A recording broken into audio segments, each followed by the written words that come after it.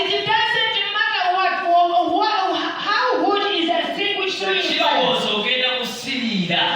you will not get back. You will not get back.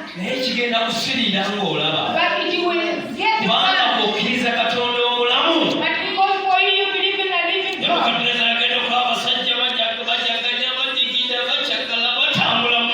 Even Nebuchadnezzar saw them walking, praising God in the midst of the fire.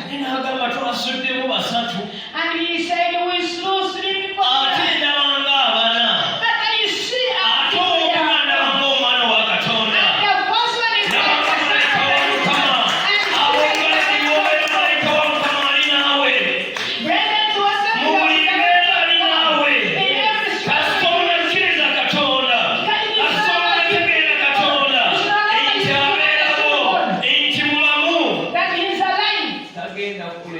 He's not going to leave